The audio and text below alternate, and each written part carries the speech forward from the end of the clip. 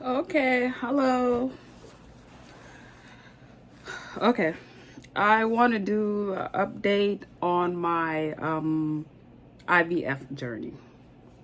It's a lot. I'm kind of nervous, so it's my first time recording myself raw and unfiltered. Okay, because I'm used to like hiding behind Snapchat and all that, but I'm going to try to be my real self. So everything raw. So I started this journey of IVF about like 3 months ago, like actually making the appointments and stuff, but it been always on my mind since since I lost my last tubes 2 years ago. So my last one, I lost it Christmas Day 2018. So I was so devastated because the doctor told me the only way I could get pregnant is through IVF. So I did all my research and all that just to find out IVF is so damn expensive, like ridiculous expensive.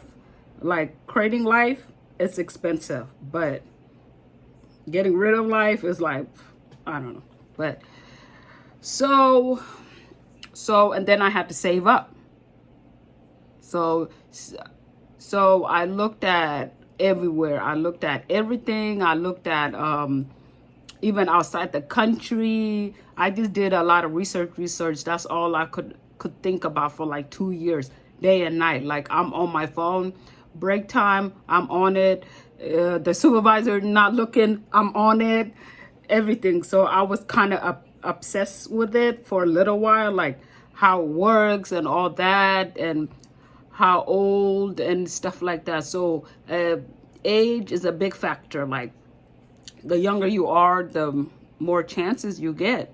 But I'm a pretty healthy person, I consider.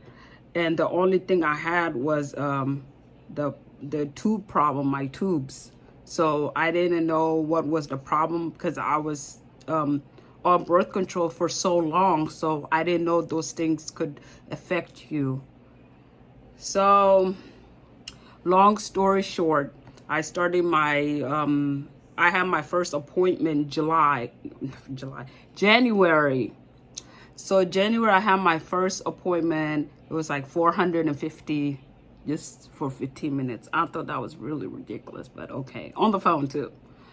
So, and then the follow up, all that. Okay, let me fast forward. So I started my actual treatment, like taking shots and all that in February. So I was so excited and stuff like that. Right now it's March and I'm still not pregnant. Very devastating for me. Like I couldn't even make a video because I started sharing my video on Snapchat, little clips in there, So, I got good followers that, support me, and there's women out there that needs to talk about this, especially in our community, our African community. Like they're just not educated enough on the simplest thing. I decided to share my story, not because I want people to feel sorry for me or anything, but it's the shameful things that I get, the looks that I get. I can't even go nowhere without people looking at me. Like I stopped going to their parties. I just hide, like I'm avoiding those questions. Like, when are you having a baby? You're not pregnant yet? What's wrong with you? Just shameful things. Like it's really bad. Had some friends that I fall off, and the first thing they said to me was, bitch, go have a baby. One of my closest friends or somebody I could just be like random talking to, or we have misunderstanding, the first thing they throw out is a baby. Like I didn't understand how you're saying I'm not blessed, and the same God that made me made you. Like, what? I don't understand those things. Like, are you saying my God hate me and love you? Like, girl, stop. So I receive a lot of like negative, you know, vibes from people. Even they don't say it, they're looking at me. Or like the first thing when a man sees me, oh, you don't have no kids, or let me put one in you, or just stupid things like that. I'm like, what? I don't know. Like, not everybody's like desperate, you know, like just open your legs. No, you know. So anyways, I'm getting sidetracked because when I think about my people, they really do hurt my feelings. Like, they don't know what the hell I'm going through. They don't know what a woman go through, like the hormones or the body chemicals or nothing. Like, especially our freaking African people, like they shame us for nothing. And they even shame people who have kids, like too many baby daddies. Like, what do y'all want? Like, they shame everybody, you know. I understand they shame everybody too, but it hurts when you're in a process of trying to conceive and it's not as easier for you as the other woman. So I decided not to give up on myself and do something about it. We all have doctors here, you know.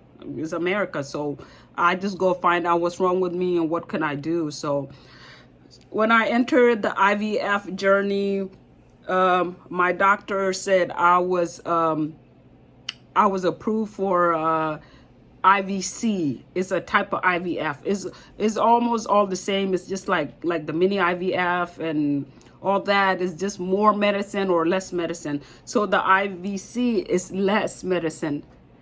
So I decided to go with that, and it's cheaper. So when I did everything, it added up to 10,000. So I was like, okay, you know, I could work with that, you know. So I already saved up at least 15,000. So when the doctor told me 10,000, I'm like, okay, let's get it started. Like, I was ready to go. I cut a lot of things off out of my diet, but still ain't lost no weight. But you know, you don't have to cut everything off. But I just wanted to be ready for the journey.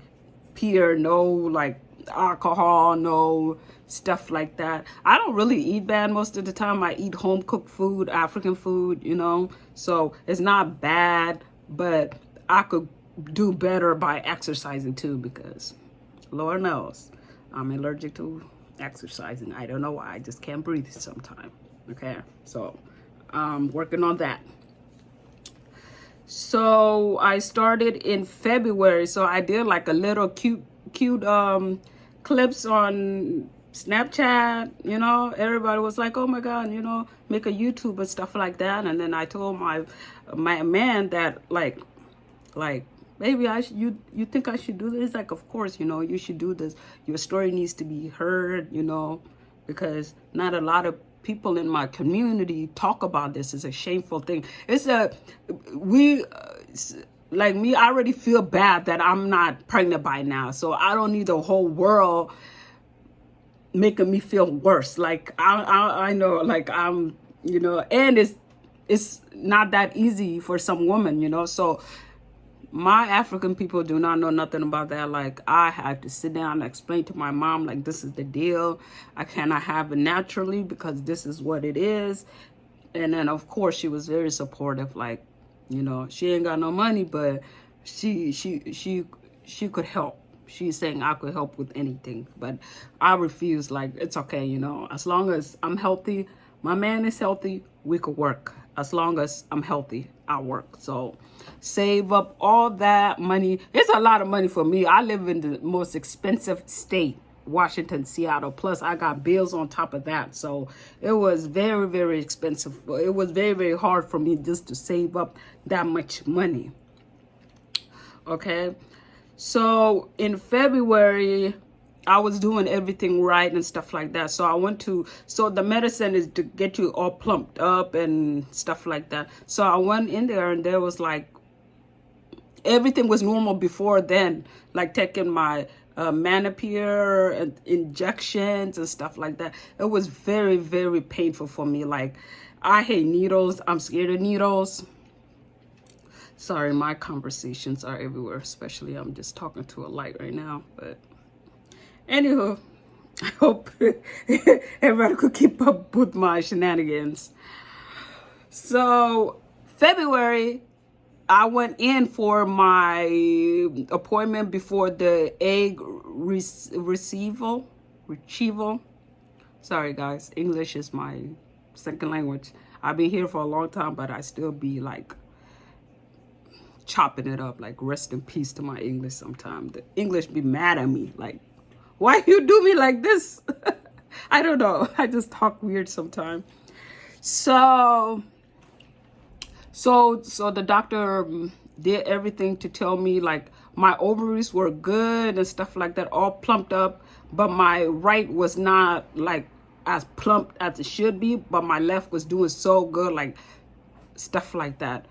But the medication was not reacting to the way it should be.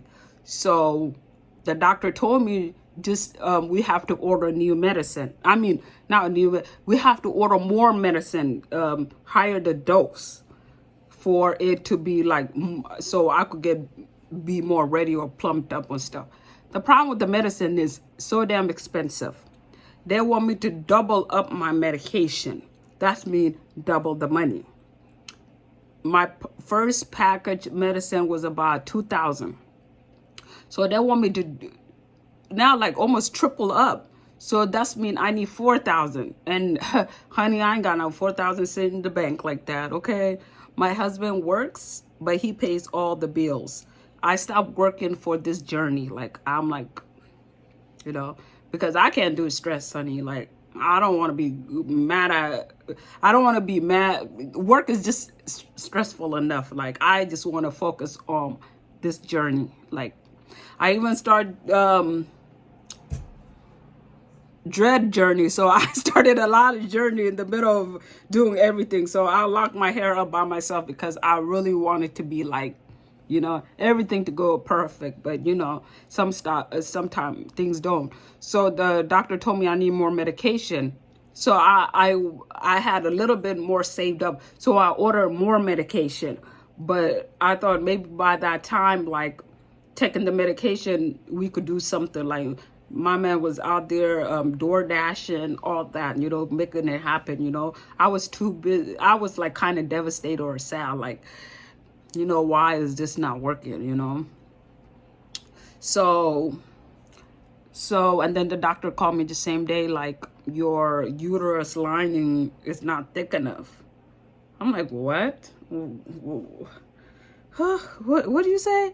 So I was like dead, like crying, of course. Even when I think about it, I get teared up because I was so like ready, like for the doctor, for my body to not perform the way I thought it would be, because like I said, I don't have no health history. I don't have nothing. So I didn't know what was wrong, you know. But you know me, start Googling. Don't Google, by the way. It's like, you're going to die. So the doctor said, we have to cancel it by now, because if we continue, the eggs won't stick. I'm like, okay, so I will lose. It will be a failed transfer and I would lose money. So we just stopped right there. And the doctor told me until your next period. So that's where we are now. We're waiting for the next period to come. Honey, this period ain't coming. I just came to the doctor today because I asked them, when is my period coming? They had to do blood work and stuff in 2 weeks. I'm like, so I didn't get no damn period in the whole February. Like, the last time I got March. Well, February and March, because I did the shots, I did the birth control thing, so they could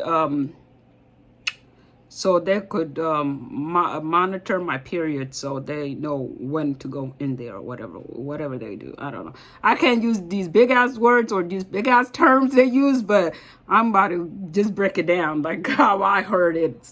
Sometimes I had to get my husband like, what did they say, you know? Ooh.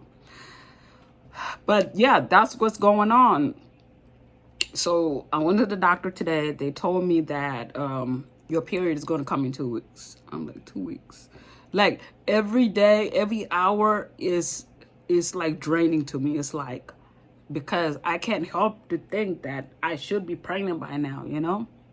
So that's one of the things I'm kind of having a hard time with. But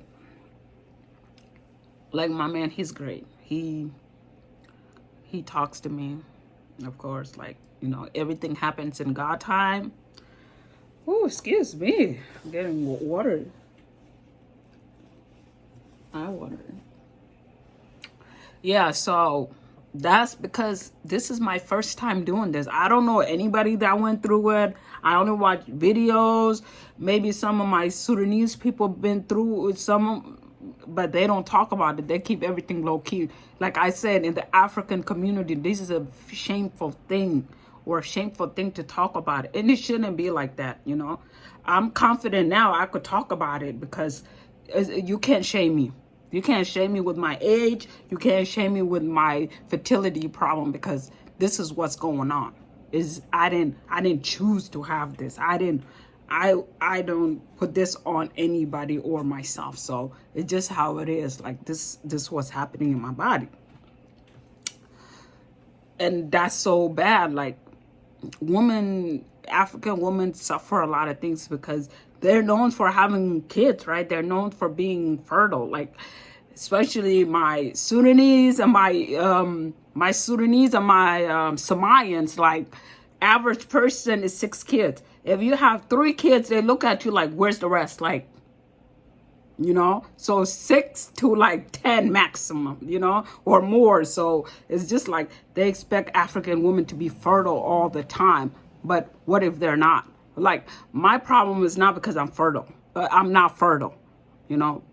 And there is some women who have those problems too, but it's just like this stereotype, like, you know, I ain't got no baby behind my back anytime soon. Like, you know, I don't have that, you know, I'm just doing technology way. And then I'm thankful for these new technology because, of course, I know doctors are not God, okay? They're not, but they are a helping hand. They're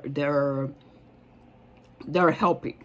That's what I consider doctors. I don't consider, like, even this journey, God do come first, you know, because he's the one who create life, the spirit. We're all just our body. We're all just, you know, our flesh. But the spirit, he's the one who's going to put it in a child or babies or whatever, you know. So I know that.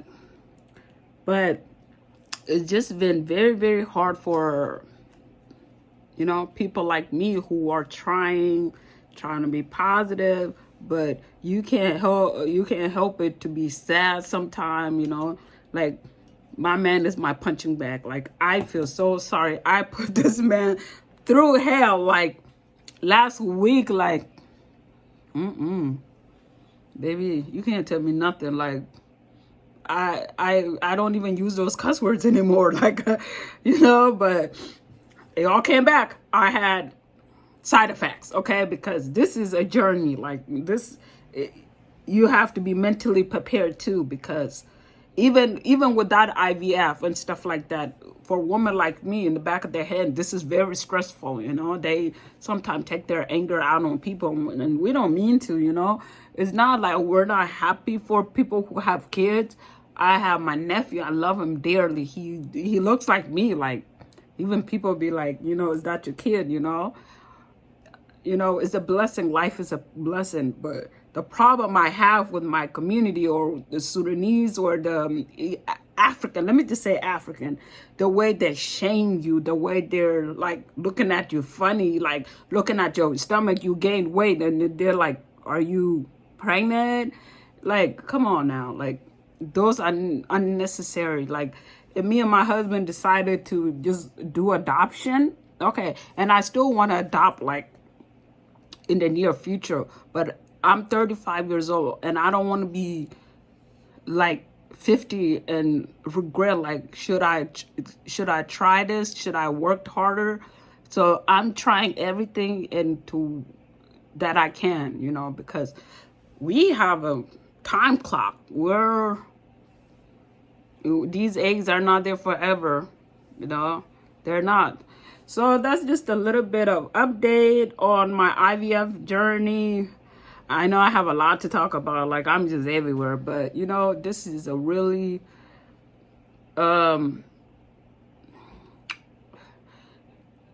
I don't know how to describe it, like a really emotional and a really different feeling with this journey. It's not so like feel sorry for me, or I don't need anybody to feel sorry for me. This is not like situation like that. It's just more like understanding and seeing what a woman go through, like even there's some women that have kids, like one kid, and then down the line, if they're way too long or whatever, it's hard for them to have kids too. They're going through the same thing. Like just because you have kids doesn't mean like it wouldn't be hard for you later to conceive. Like that's the treatment, like misunderstanding that people get all the time. But the message I will have for a woman watching this, just know your body. If you live in America or wherever you live, have a doctor to check you out and see what's wrong, because honey, I'm a God person, but prayers are good, but you need to put in that work. Like you can't be sitting here and just hoping like God gonna give you a child if you don't put in that work either. Like medically, like what is wrong, and researching and finding out these things that are happening to you, because we don't do that. All my life, not all my life, I didn't want to be pregnant all my life, but like when I got to like like a certain age, like, oh, why am I not having, why is this not working out for me? Oh, just pray, it will happen. Did you try this? Did you try that? I'm just like, oh no, that's not what my doctor told me. Like I tried everything. That's why I'm doing IVF. I would not want to pay all this money if there's another solution. But every woman body is different, and every journey is different. Not everybody is the same at all. I don't care if y'all twins, okay? I don't care what it is. Every person is different. Just because it worked for you, if you could go in the store and get some counter medicine to get pregnant, baby, that ain't everybody, So sometimes I would like people to stop giving their 2 cents, in a sense, like, girl, I tried everything. Like, that's why I'm in this point, like, it's okay. For a person to be doing IVF, they literally tried everything. So the doctor is the one who suggests to do that. That's the point. But, some people just don't know because they don't have these kind of problems, And then there's some people who do have these kind of problems and don't know how to talk about it or who to talk about it. And the problem I see a lot with my African people, this is a very shameful thing to talk about it. And then on top of that, you tell somebody something, they're throwing in your face. Like I said, I had some friend, me and them in the same page no more, quick to throw that in my face, And I've been starting to be more open about it and talk about it, because it's something that I think about 24 hours, that is on the back of my head. So of course, like, if somebody asks me now, I'm just gonna be like, me and my man are going through IVF. We're having, some issues conceiving. That's it. And it's not because I'm not fertile, bitch. Oh, sorry. Okay, this is you can't even record, delete on here, huh? But anyways, well, this is my update. I'm gonna update a little bit on next week. But right now it's just like a waiting period, just waiting on my period. It won't come. I thought I would never say this, like, when is this going to come, you know? But I am ready. I got all my money together. God is good, because 2 weeks ago I was stressing out too, like I didn't have enough money. Like, it's sad to say that America is about business. No money, no baby. They don't care. It does not accept insurance where I have to go work at Starbucks or Amazon. Those do pay for IVF though, but I'll consider doing that, but I'm not good with customer service. Oh God, I'm not. I'll lose my job so quick. But anyways, as long as you're alive, you could always do something. Like, so this is something I'm just focused on right now. I consider going back to work, but I found I got enough money, so thank you to that, you know. So at least I'm still in the boat. I'm still there. I'm still continuing my journey, and I'm not gonna give up. It's so hard for me to say I'm not gonna give up, because I almost gave up last week.